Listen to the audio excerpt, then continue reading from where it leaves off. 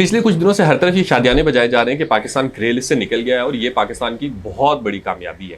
یعنی عام تاثر یہ ملتا ہے کہ جیسے شاید یہ دنیا کے ممالک کے بیچ میں مقابلہ لگا ہوا تھا اور باقی سارے ممالک بھی ہی گرے لسٹ میں ہی تھے اور ہم شاید پہلے نکل آئے اور یہ کوئی بہت بڑی اچیومنٹ ہے.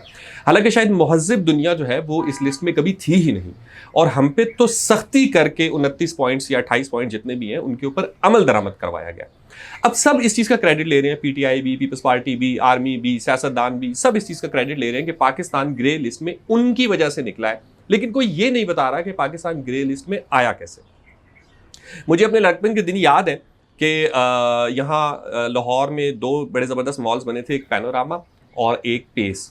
اور یہاں ہر دکان کے بعد یعنی ہم جینز یا شرٹ یا شوز وغیرہ جب لینے جایا کرتے تھے تو ہر دکان پہ ایک چھوٹا سا بکسہ پڑا ہوتا تھا شیشے کا, اس پہ لکھا ہوتا تھا جہاد کشمیر میں اپنا حصہ ڈالیں. اور ہم اکثر اوقات دکاندار سے لڑ کے جو 50-100 بچایا کرتے تھے وہ اس بکسے میں ڈال دیا کرتے تھے.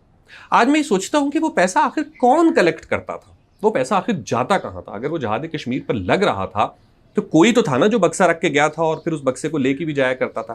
تو وہ جو پیسے کی منتقلی تھی یا جو پیسے کا خرچ کرنا تھا وہ کہاں ہوتا تھا, یہ آج تک ہمیں کسی نے نہیں بتایا.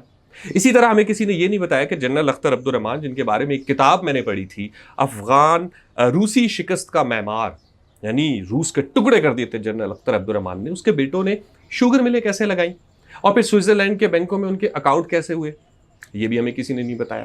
آج تک ہمیں یہ بھی کوئی بتانے کی ضرورت نہیں کرتا کہ آخر ہر آرمی چیف ریٹائر ہونے کے بعد پاکستان کیوں چھوڑ جاتا ہے اور باہر جا کے وہ کوئی جزیرہ خرید رہا ہے, کوئی ہسپتال بنا رہا ہے, یہ کوئی اور کسی قسم کا کاروبار کر رہا ہے. یہ پیسے کہاں سے آ رہے ہیں؟ وار آن ٹیرر میں پاکستان کو اربوں ڈالر کا نقصان ہوا, ہزاروں لوگ شہید ہوئے, لیکن پھر بھی ایک شخص جو کہ اس وقت حاضر سروس تھا اور اس کا کام یقیناً جو کہ وار آن ٹیرر چل رہی تھی وہ بہت مصروف ہوگا, عاصم سلیم باجوہ صاحب, انہوں نے پیزا کی فرینچائزیز لگا لی.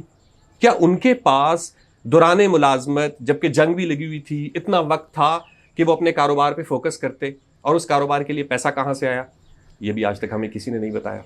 ایان علی ایک ہی سال میں 80 سے زیادہ بیرون ملک کے سفر کر آئی, منی لانڈرنگ کا الزام لگا, کس کا پیسہ تھا اور کہاں کہاں جاتا تھا یہ بھی آج تک ہمیں کسی نے نہیں بتایا. لندن کے فلیٹس کی رسیدیں بھی نہیں ملی, فارن فنڈنگ کیس کا بھی ہمیں پتہ نہیں چلا.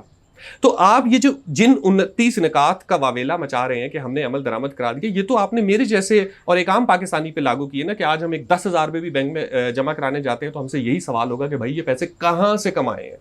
لیکن جن لوگوں کی وجہ سے یہ ملک گرے لسٹ پہ آیا تھا اور جنہوں نے ایکچولی بتانا تھا, جو اس رقم کی غیر قانونی منتقلی کے, چاہے وہ ملک سے باہر ہو یا ملک کے اندر ہو, جو اس کے ذمہ داران تھے, وہی آج شادیانے بجا رہے ہیں کہ ہم پاکستان کو گرے لسٹ سے نکال کے لے آئے.